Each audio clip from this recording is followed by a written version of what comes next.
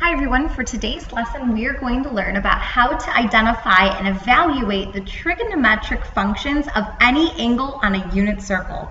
Before we get started, we are going to do your favorite and mine, factoring. So I'd like you to please go ahead and factor the following three expressions. The first expression is 3x squared plus 10x minus 8. The second one is 25x squared plus 20x plus 4. And the third one is 6x squared plus 7x minus 3. Please pause the video and factor each of these expressions on your own. And when you have an answer, please restart the video and we'll see how well you did.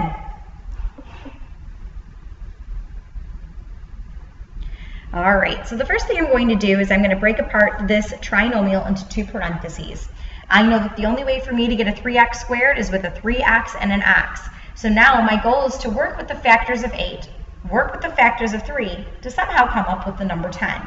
Whenever I think of the number 8, I always think of 4 and 2 first. So I know that if I were to multiply 3 times 4, I'd end up with 12. And if I were to multiply 1 times 2, I'd end up with 2. And I know that 10 is 2 away from 12. So that means I need to multiply 3 times 4, since 3 is on the outside, 4 will be on the outside, and I need to multiply 1 times 2. So since I want a positive 10, that means when I multiply 3 times 4, I need to multiply by a positive 4. And so since 12 minus 2 is equal to 10, I need to have the minus in front of the 2. So I will end up with my factorization being 3x minus 2 times x plus 4. Let's go ahead and look at number 2. For number 2, this is what we call a perfect square trinomial. But if you did not recognize that this is a perfect square trinomial, you should have broken down into two parentheses, splitting apart the 25x squared into a 5x and a 5x to start. Most of the time we're working with 5 and 5 whenever we see the number 25. We could work with 25 and 1, but this is the most likely case. Whenever I think of the number 4, I always work with 2 and 2 first. So I'm going to put a 2 and a 2 inside the parentheses. And I know that 5 times 2 is 10, and 2 times 5 is 10, and 10 plus 10 is 20, and my goal is to get a 20. So that means that I need to put plus signs in the middle, because I want 10 plus 10 to equal a positive 20. And you can write your answer or leave your answer just as you see it right here, 5x plus 2 times 5x plus 2, or you can write your answer as 5x plus 2 squared. Let's look at number 3. For number 3, I'm going to break apart this trinomial into two parentheses. And instead of splitting apart the 6x squared into a 2x and a 3x to start, because it could be 2x and 3x, or a 6x and a 1x, I'm going to instead work with 3. And I know that in order for me to get a 3, I need to multiply 1 times 3, and that's the only way I'm going to end up with 3. So now I'm going to work with the factors of 6, and I'll try 2 and 3 first, and my goal is to get a 7. So I'm going to try multiplying 1 times 2, and I end up with 2, and 3 times 3 is 9, and I know that 7 is 2 away from 9. So I'm going to put a 3x on the outside since my 3 is on the outside, and I want to multiply 3 times 3 to get a 9. And I know that I want that to be positive because I want my answer to be a positive 7. So I'm going to put a plus sign right there. And then I know that I want the 1 times 2 to be negative because 9 minus 2 will give me positive 7. So that means that I'm going to make the 1 negative. Negative 1 times 2 will give me a negative 2. So my factorization is 3x minus 1 times 2x plus 3. Hopefully you are becoming a factoring expert, but if you are still struggling with this topic, please make sure that you come and see me, and we will certainly have a conversation about your factoring skills. So our learning targets for today is for you to be able to say, I can find the 6 trigonometric functions of a triangle given a point on a coordinate plane, and that point on the coordinate plane is going to be actually a point on a circle, or potentially a point on a circle. And I want you to be able to say, I can use the unit circle to find the 6 trigonometric functions of a triangle given an angle. So here are some definitions of trigonometric functions when it comes to ordered pairs on a coordinate plane. So if we were to let theta be an angle in standard position, and we were to let xy be a point where the terminal side of theta intersects the circle x squared plus y squared equals r squared, then there exists 6 trigonometric functions of theta that are defined as the following. So what I'm going to do is I'm going to work with this picture first and talk about how this picture relates to our 6 trigonometric functions before I put down our information. So your angle theta is going to be written in standard position, and I'm going to plot or talk about a point called xy. And that xy is going to be a point that is on a circle. And this line going through the circle is called our terminal side. It's the terminal side of our angle theta. And what I'm going to do is I'm going to drop a perpendicular and form a right triangle on the outside. Now, outside of this triangle, what you'll see, or on inside of this triangle along the hypotenuse, you're going to see the letter R. And this represents the radius of our circle. And what we're going to do is, instead of working with our angle being theta, we're going to work with this interior angle that is called a reference angle, and we're going to make that our focus angle. So in order for us to come up with this ordered pair, we have to go to the left x units and to the right to the left x units and up y units in order for us to reach this point. So we actually have a length for x, or a length of our side of our triangle that's going to be x, and a length of our side of our triangle that's going to be y in order for us to reach this point. And we're going to have our hypotenuse being our radius. So I'm going to redraw this picture just to make sure that we're all on the same page with what I'm describing here. There's going to be a right triangle. Now this right triangle might be located in any of the quadrants. It could be located in 1, 2, 3, or 4. This just so happens to be in quadrant 2. We're going to have our focus angle, which is going to be called a reference angle in the next couple of lessons. Our radius is always going to be our hypotenuse, and this radius is always positive regardless of where it's located, regardless of where the triangle is located. So the triangle might be located anywhere in that circle, anywhere on the grid, but the radius is always positive. You're always going to have, along the horizontal is going to be your x value, and along the vertical is going to be your y value. So since this angle right here is our focus angle, I now can evaluate the 6 trigonometric functions for theta. Now it's called theta because we're talking about this angle that's located on the outside. But our focus angle is also going to be a form of theta, which I know is very confusing. So because of that, I want you just to know that the reason why we're using theta is because this angle theta was used to form our terminal side. So I don't want you to be super confused. Try not to overthink it. Just know that we're really just focusing on the focus angle, and we're calling it theta for now. So because we're calling it theta for now, I'm going to say that the sine of our angle theta being our focus angle, that's going to be equal to the opposite divided by the hypotenuse. Our opposite is y, our hypotenuse is r. For the cosine of theta, that's equal to the adjacent over the hypotenuse, so that is x over r. And then our tangent of theta, that is equal to y over x, opposite over the adjacent. And our cosecant, secant, and cotangent of theta is just going to be the reciprocal of sine, cosine, and tangent respectively. So it's going to be r over y, that's cosecant of theta. Secant of theta is going to be r over x. And cotangent of theta is going to be x divided by y. It's just the reciprocal of what we have right here. Now, like I said to you guys before, our r value is always going to be positive regardless of its location. And I want you to think about it like this.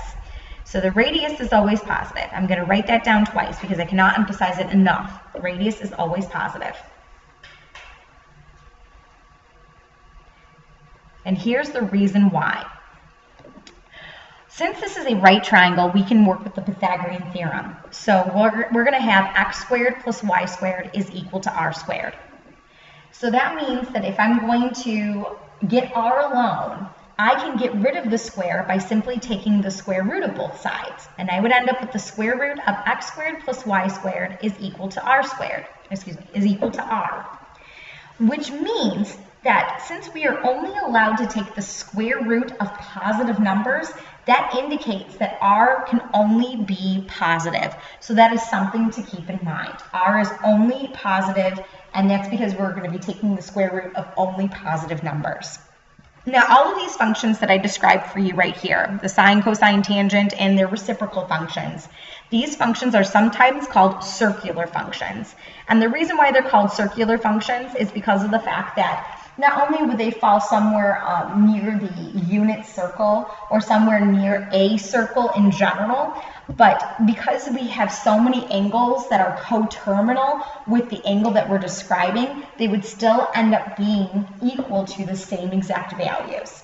It'll still be equal to y over r, x over r, y over x for any of the coterminal angles that are related to theta. So try not to overthink that too awful much, but that's the reason why they're called circular functions. Now recall that the unit circle is a formula or follows the equation x squared plus y squared equals 1. It has a center that's located at 0, 0 and has a radius of 1. So this is what we see right here. We will use our knowledge of the unit circle to evaluate all 6 circular functions. So that means that we're going to be identifying the sine, cosine, tangent, and their reciprocal functions using the unit circle. So that might mean that we're going to be working with the ordered pairs that we've already learned. We might be working with our quadrantal angles, which once again are quadrantal angles. Those are our angles in standard position whose terminal sides actually lie on the axes. And their measures are always multiples of 90 degrees or pi over 2.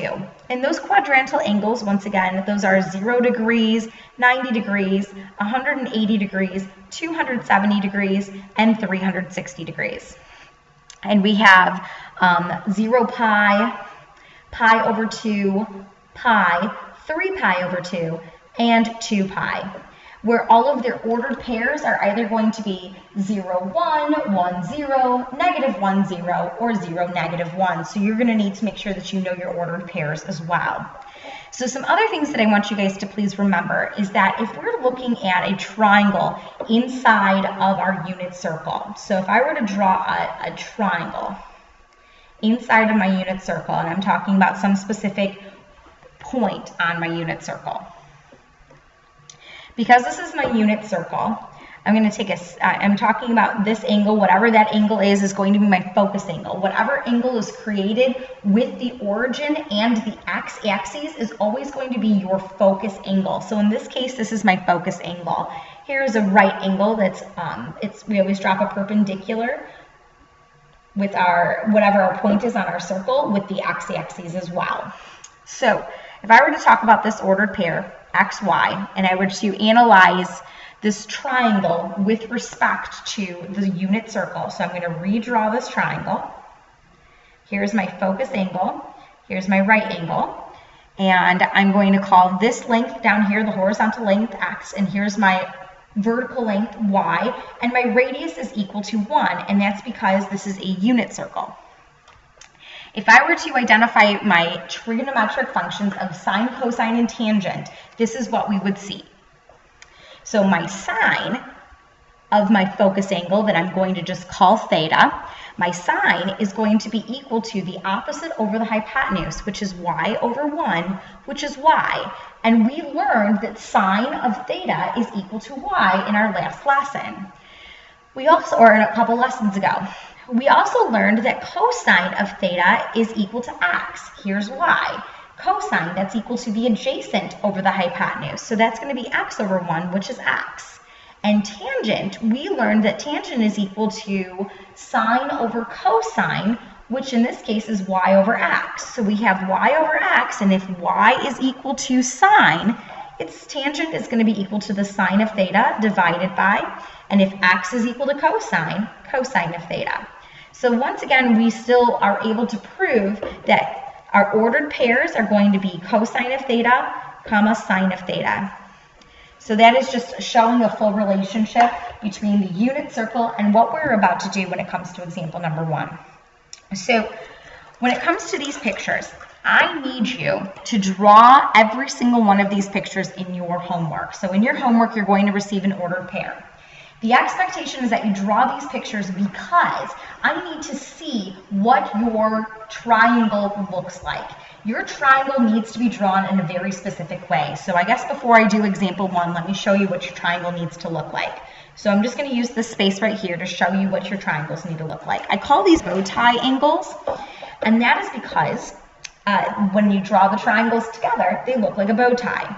All right angles need to be on the x-axis, and your focus angle needs to be located with the origin. So all of these triangles are going to be based off of the x-axis. So I'm going to have another angle that I'm going to draw down, and I'm going to drop a perpendicular with the x-axis. So the right angle is always on top of or next to the x-axis. And so here's my other angle. Here's another triangle.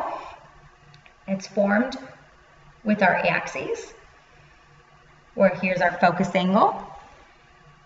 And same with down here.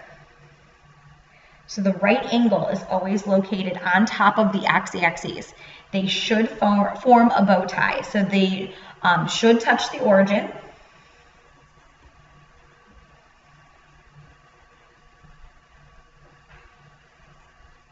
So that is, they should touch the origin, and they should form a bow tie, or could form a bow tie.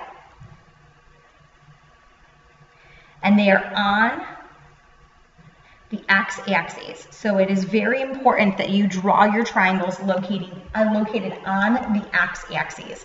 So when I'm looking at example number 1, I'm going to approximate where -12, 5 is. So the first thing we want to do is we want to let our point -5 or -12, 5 be a point on the terminal side of an angle that we're going to call theta, that is drawn in standard position. Then we want to evaluate the 6 trigonometric functions of theta. I'm going to put stars around this problem because you might see a problem very similar to this on your test.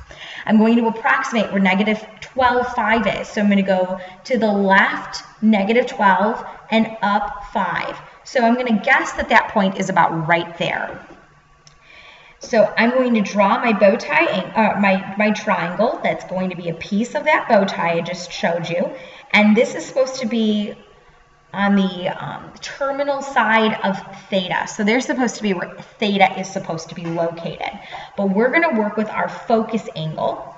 And you can call that angle whatever you want, but we're going to keep calling it theta until we're ready to call it something different. So here's my angle. And I went to the left 12, so that's -12, and I went up 5, and what I do not know is I do not know my radius. So in order for me to identify my radius, I'm going to be working with the Pythagorean theorem. So that's going to be my first thing. I'm going to find my radius. So I'm going to use 5 squared plus -12 squared, which I'm going to make sure that -12 is in 2 parentheses because I do not want to mess up on my negatives. And that's going to be equal to r squared. So I have 5 squared, which is 25, plus -12 squared, that's a positive 144, and that's going to be equal to r squared. 25 plus 144 is 169, is equal to r squared, and I'm going to take the square root of both sides, and I find that r is equal to 13. So now that I know that my radius is equal to 13, I now can identify my 6 trigonometric functions. So that's going to be step 2, identifying my 6 trig functions. Please make sure that you simplify these as you go if necessary. So we're going to call this the sine of theta. That's going to be equal to the opposite, which is 5, divided by our hypotenuse, which is 13. So I have 5 over 13 as my answer. Then I'm going to identify the cosine of theta. The cosine of theta is equal to the adjacent over the hypotenuse, which is -12 over 13. We keep those negatives as a part of our answer. Why? Because this is located in the second quadrant, and those negatives have meaning to them. So I need you to please just keep your negatives included in your answer. Then we have our tangent of theta, and that's going to be equal to the opposite over the adjacent, and so that's going to be 5 over -12. Please note that it doesn't matter where the negative is located. It could be located in the top, middle, or the bottom. As long as you have a negative in there, it doesn't even matter. Your answer will still be equivalent. So now I'm going to identify the cosecant of theta, and that's just simply going to be my reciprocal, 13 over 5. The secant of theta is going to be 13 over -12, and the cotangent of theta, that is equal to 5 over -12. And that is your answer. Let's go ahead and move on to the next example. For the next example, we have the ordered pair 6, -8. So I'm going to approximate where 6, -8 is located. And I'm going to say it's to the right 6 and then down just a little bit further to -8. And so there is going to be 6, -8. And I'm going to draw a triangle going through that point. And that triangle needs to be part of our bow tie triangles. And our right angle is always created with the x-axis. And then here is our focus angle that's created with the origin. So I know that I went to the right 6 units and down 8 units, so that means it's going to be a -8. And I don't know what my r value is. So I need to identify what my radius is by first using the Pythagorean theorem. So I'm going to find r. And I'm going to write 6 squared plus, once again, put -8 into parentheses. That's going to be -8 squared is equal to r squared. 6 squared is 36 plus 64 is equal to r squared. 36 plus 64 is 100. 100 is equal to r squared. So we take the square root of both sides and we find that r is equal to 10. So now that I know that r is equal to 10, I now can evaluate or identify our 6 trigonometric functions of theta. Now theta is once again this angle that is created. It's always going to be counterclockwise, and it's going to be the angle that is created by the hypotenuse, and that's because the hypotenuse represents your terminal side. We're going to call this the 6 trigonometric functions of theta because we use theta to create this triangle. But our focus angle is going to be really what theta is all about. So we want to identify our 6 trigonometric functions. And like I said before, that angle, we call it the reference angle, and we're not quite there to start talking about what a reference angle means. So we're just going to call it our focus angle and call it theta for right now. So I'm going to identify my sine of theta. That's going to be equal to the opposite, which is -8, divided by the hypotenuse, which is 10. And I'm going to simplify that. We always simplify our fractions. -8 divided by 10 is -4/5. Then we have the cosine of theta. That is equal to the adjacent over the hypotenuse. So that's 6/10, and that simplifies to 3/5. And then we have the tangent of theta, and that is equal to -8, which is the opposite, divided by the adjacent, which is 6, and that simplifies to -4/3.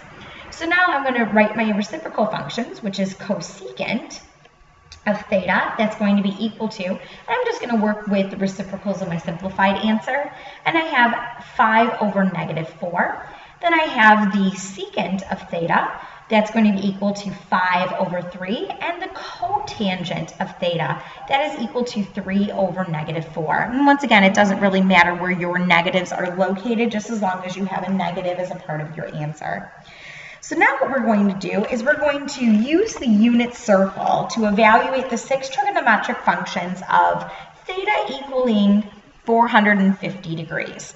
So what we have here is the unit circle.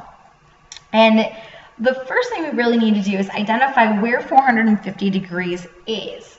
So let's go ahead and graph that. Because this is degrees, I'm going to label going around my circle my degrees. 0 degrees, 90 degrees, 180 degrees, 270 degrees, and 360 degrees. So 450 degrees is a lot bigger than 360. So we need to figure out how much bigger. So I'm going to go 450 and subtract 360. And when I do that, I end up with 90 degrees. So I'm going to go around the circle one full time, that's 360, and I need to go 90 more degrees. And that represents 450 degrees. So what do we know about the ordered pair at 90 degrees? Well, we know that that ordered pair is 0, 1. We should have learned that from our unit circle. So those are the values that we're going to be working with. And notice that there's no triangle that we can draw. So this is where it gets a little different. What I do know is that my x value is equal to 0 in my ordered pair. My y value is equal to 1. And since this is a unit circle, my radius is going to go from the center up, and my radius is going to be equal to 1. So now I'm going to be working with those ratios that we talked about on the previous page. That's where the sine of theta is equal to y/r, and the cosine of theta is equal to x/r, and the tangent of theta is equal to y/x. So I'm going to rewrite those values. we have the sine of theta is equal to y over r, and the cosine of theta is equal to x over r, and the tangent of theta is equal to y over x. And so I'm going to use those fractions in order for me to evaluate the 6 trigonometric functions of 450 degrees. Now, because we know what theta is this time, we're actually going to use that value instead of just calling it sine of theta.